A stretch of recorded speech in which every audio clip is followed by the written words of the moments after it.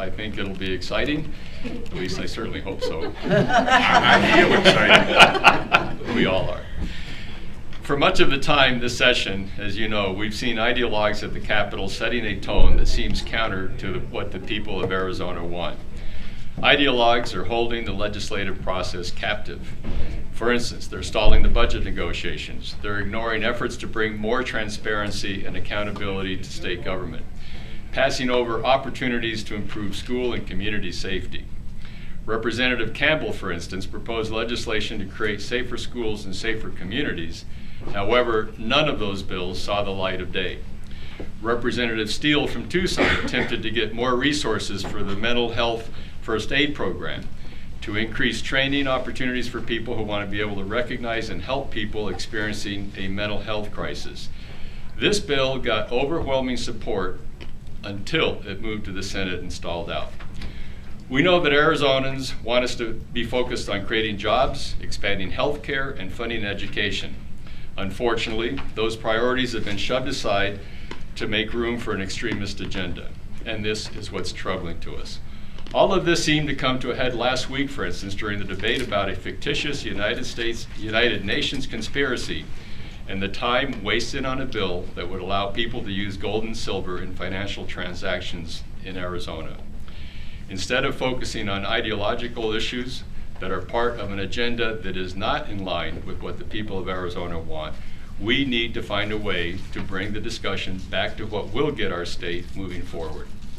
I've asked some of our members of the House Democratic Caucus who have insight and perspective and quite a bit of experience on the way the legislature used to operate to discuss what we can learn from what worked in the past as we face the task of passing a budget, debating Medicaid expansion, and reforming the transaction privilege tax.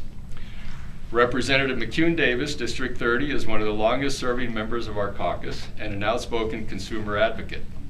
Representative Alston, District 24, brings a wealth of institutional knowledge to this discussion. She is also a school board member and a well-known proponent of government transparency. Representative Eric Meyer, District 28, is a medical doctor and a former school board member who has earned a reputation for proposing well-reasoned and substantive legislation. He has also managed to get himself elected twice in a Republican district, so he does have a reputation of being truly bipartisan. I'm going to start by asking the members a few questions, and then we'll open this discussion to questions from the press. Representative McCune Davis, how are the priorities set at the legislature now versus in the past? Well, let me say that over the number of years that I've been here, this is the first time that I can see that Arizona's citizen priorities are not at the top of the list of the issues that we're addressing as we go forward. I think it's pretty clear that the public has priorities, and for some reason that doesn't parallel. And the things that are coming forward clearly are aligned with the most extreme positions down here. And in the mood of transparency that my colleagues claim to hold dear, I think we're moving, frankly, in the wrong direction. And so puts me in the position of wondering if they're willing to bring these most extreme positions to the floor, things that are counter to the future of this state, things that move in the opposite direction of sustainability and use of our natural resources for the preservation of our communities. What's going on behind closed doors? Who's providing leadership on the issues that are important? And the answer is, we've always known that our Senate president and our speaker have, advisors who kind of push them in a certain direction going forward. And all I have to say is, who are they and where did they come from? They are clearly not aligned with what we need to be doing. The special interests even don't align with the priorities the Republicans set forward, which is about jobs. The bills that we're seeing aren't tied to jobs and evidence of jobs. They're tied to getting another tax break. An example that I'd like to use is my lying lobbyist bill. You've all heard about that one over the years. The circumstances that I've observed where lobbyists basically say whatever it takes to get their bills through, and when confronted with the facts, they backpedal. So this bill puts a penalty in place for doing that. It's a perfect bill for common ground. It did not even get assigned to a committee. So somebody here thinks that what the lobbyists are doing is just fine, and I'd have to suggest that's counter to my observations this session.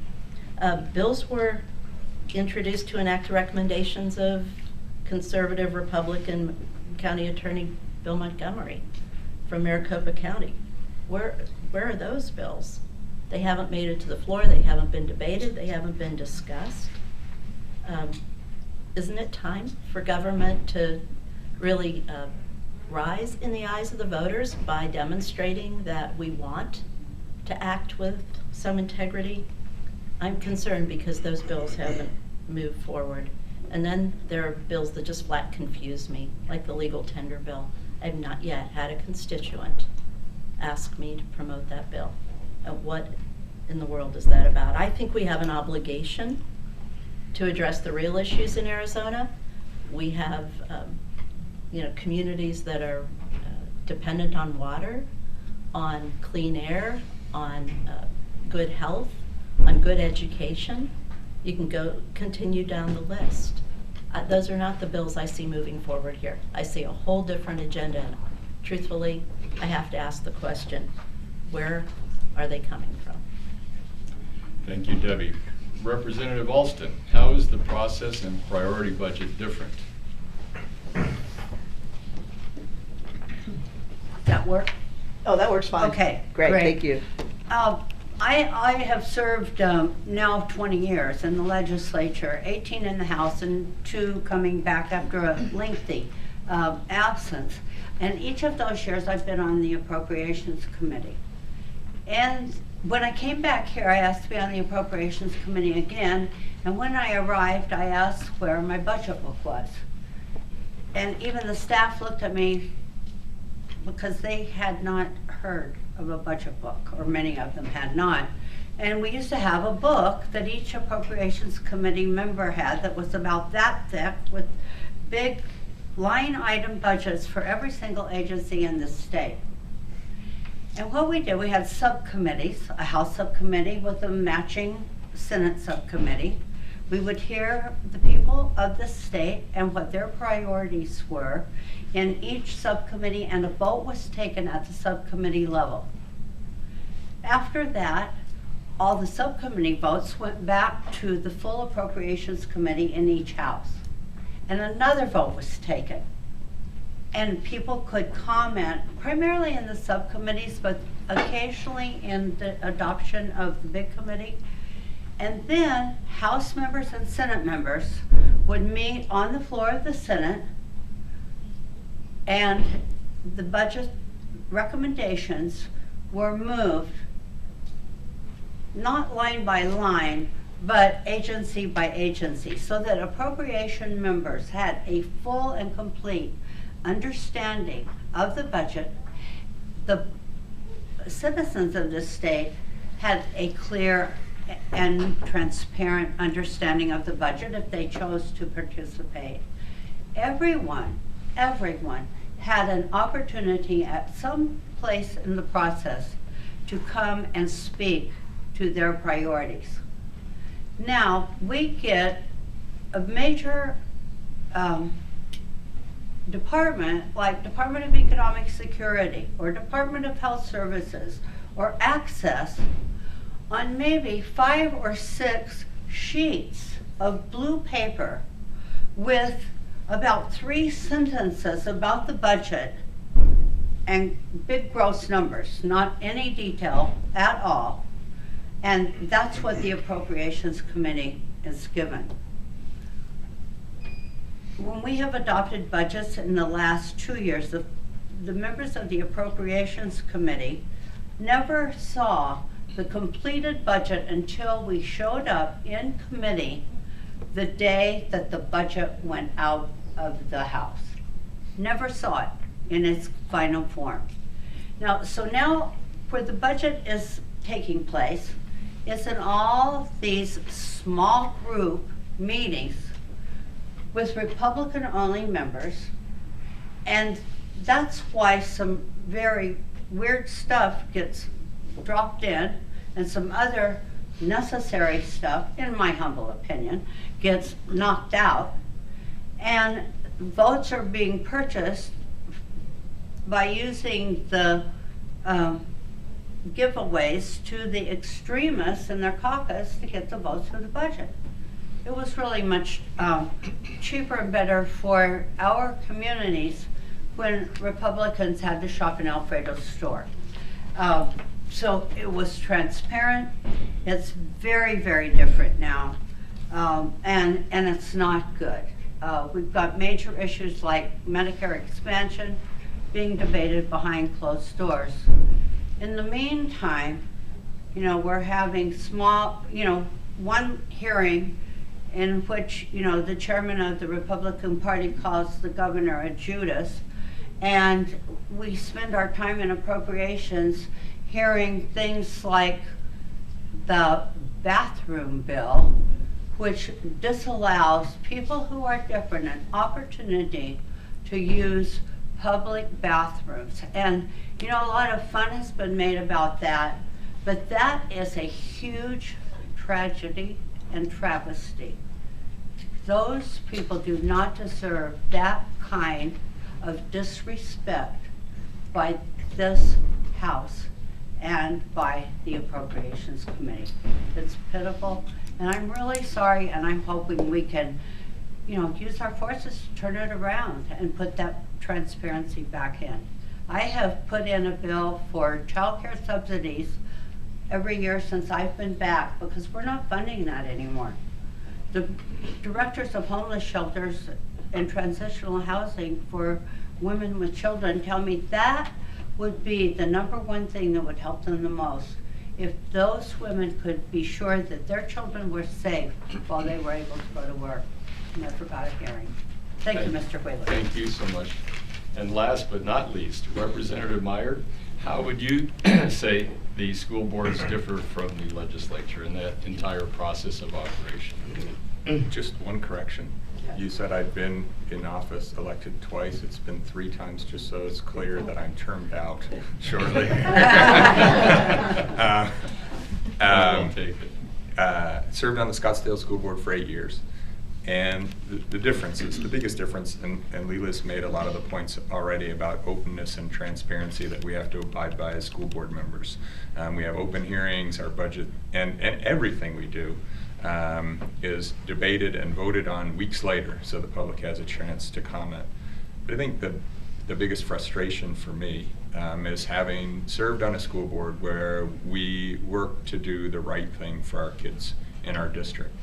And here at the legislature, I assumed that when I came into office, we would work to do the right thing for the citizens of our state. And whether that is funding education, expanding Medicaid expansion to cover those that don't have insurance, to fund things like kids care, to fund programs that immunize our kids. I thought we'd come down here and work to do those things. But having been here 5 years now, I've become jaded and feel like what we spend a lot of our time doing is hearing bills that may benefit one person or another in their attempt to move to higher office, which is unfortunate. I give this speech on the floor all the time. Why are we not focusing on what? When I go anywhere now and talk to constituents, I was at the gym this morning, and I can't go. My kids won't go out with me because I'm approached everywhere I go to say, why aren't we focusing on these key issues that face our state, that will make our state successful, that will make our kids successful and keep us safe and healthy. And at this point, I don't know what to say other than we have a system where the people that are now in control focus on moving to their next political office rather than focusing on doing the right thing for our state. So, Thank you. At this point, we'd like to open discussion up to the media.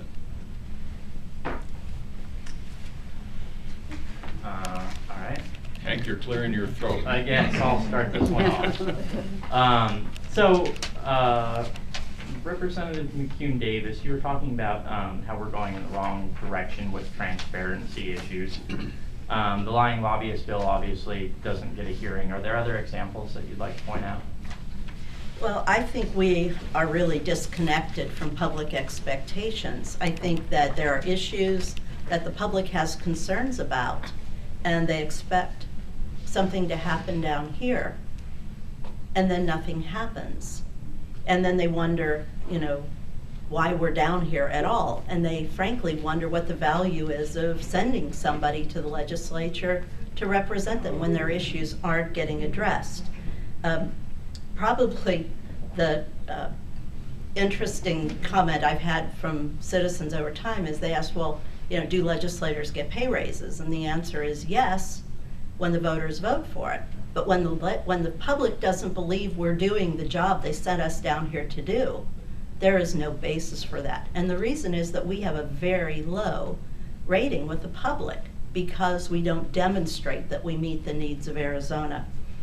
What I see is transparency for the purposes of the private sector, getting access to information, but not transparency so the public understands the validity of the work that we do or should be doing, and I think that's awful. I think we're not taking a direction that the public expects, that we went through an economic downturn, and the next step that we would be taking would be to restore some of the programs that were cut during that downturn. What I hear in this budget is that none of that restoration is there, and the only area where I see anything even moving in that direction maybe in CPS, but other areas there doesn't seem to be. We'll know when we see the budget and 24 hours later when we vote on it. I think the disconnect is public expectation, and the fact that we don't have accountability and transparency allows lobbyists to get away with things they otherwise couldn't. And I am hearing complaints from new members about the games that are being played that are of concern. Let me Anyone give in you, particular? What was the question? Representative Wheeler, any lobbyists in particular, any specific situations you can point to and say, we think a lobbyist was lying here? Because I can think of a few in my head. Well, what I hear from members is that they're being told that just need to get the bill out of committee because they've got things worked out, that there are amendments coming, that there are agreements. That kind of stuff is going on this session to a degree that we've not seen before. Everything's a work in progress and you never know what the next thing is going to look like. That's not what I'm comfortable voting on. And that's why I think that accountability is critically important. I think when you are told that what you're voting on is going to be changed, or is going to be changed in a way that then doesn't follow through, where in fact that lobbyist takes the bill another direction, is just one example. if I may, disconnect here. We have Representative Campbell introduce comprehensive gun legislation, funding for resources for mental health care, school counselors, background checks, comprehensive with popular support. What are we doing? We have a legislator who urges us now to go look at bulletproof vests and perhaps purchase a bulletproof vest and walk around this chamber, this legislative area, this Capitol, armed with bulletproof vests. That's the disconnect. That's another of many examples of what's going on in this body with the extremists. And that legislator is an avowed Tea Party member, and that's what he's pushing. That's his solution. And then, so I guess for Representative Alston and McCune Davis, how has the lobbying world changed since the first time you guys were down here? What's kind of the difference in how lobbyists either approach legislators or do their job of lobbying? Is it different nowadays? Well, yes, it is. Because when we were here in our early days, your word was your bond. And I can remember sitting in my very first caucus as a new member in the Senate, and the Senate President, Senator Ed Sawyers, saying, of all the advice I can give you, the most important advice is always keep your word. Now, it doesn't mean you can't change your mind, but if you do, it's vital that you go back to whoever you've talked to and make it clear you've changed your mind and changed your vote. The same was true for the lobbyists. Their word was their bond. If they told us something, we could rely on it, we could believe in it, or they just didn't last very long. You know, the word got around, don't trust so-and-so. Now, that's not so much the case, because we have members who aren't real straightforward necessarily, and the same with some lobbyists. Not all, of course, but some. Yeah, the biggest change that I see is the contract lobbyist who, when they can't get a bill through on its merits, goes out and hires more lobbyists who have relationships with members who then are persuasive not on the proposal, but based on the relationship. And we see a lot more of that going on. And in some cases, hiring people who are not lobbyists, but are willing to accept a fee to then go and talk to a member to sign on as a lobbyist for a specific issue to do that. And some of that's unsettling. It just, you know, the issue of money and sort of acquiring access to power has changed a bit. It's harder to define or to measure, but it's clearly different.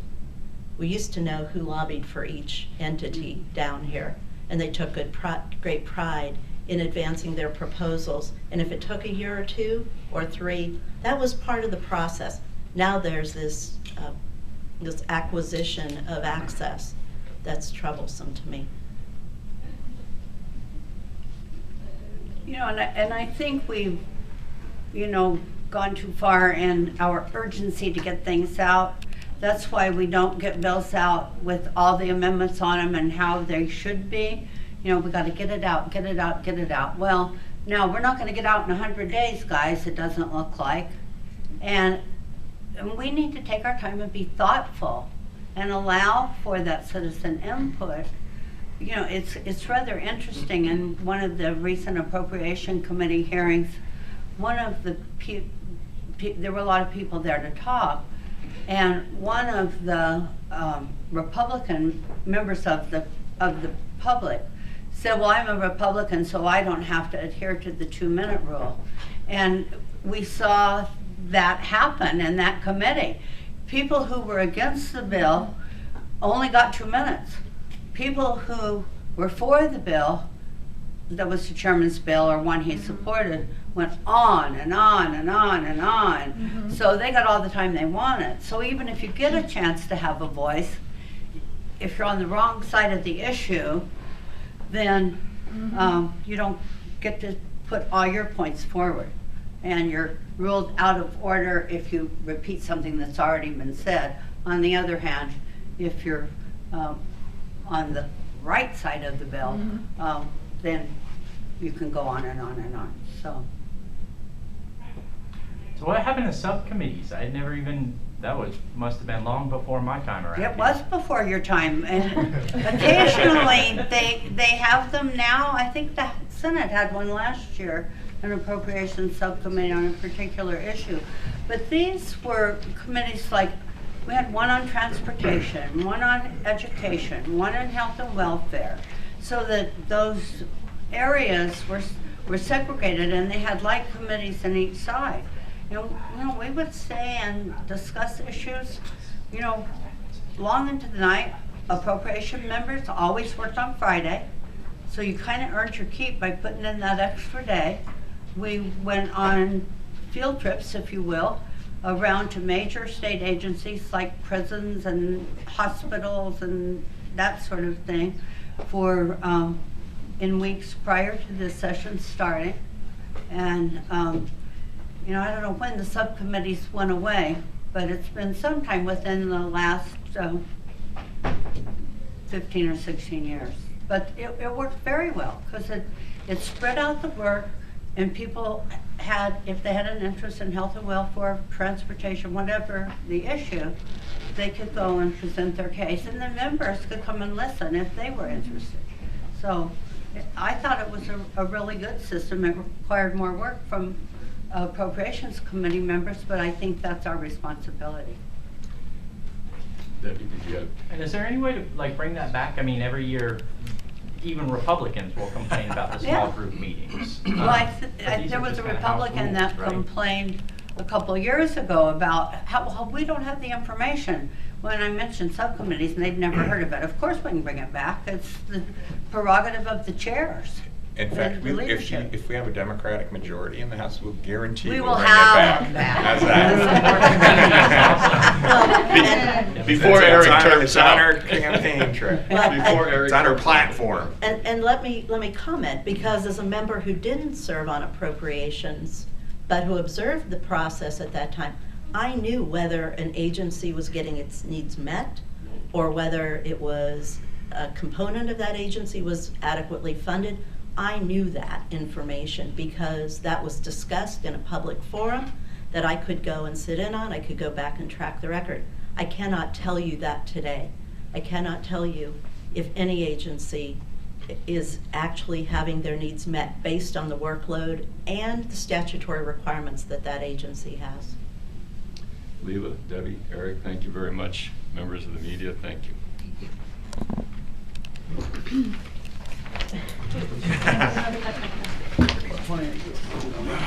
That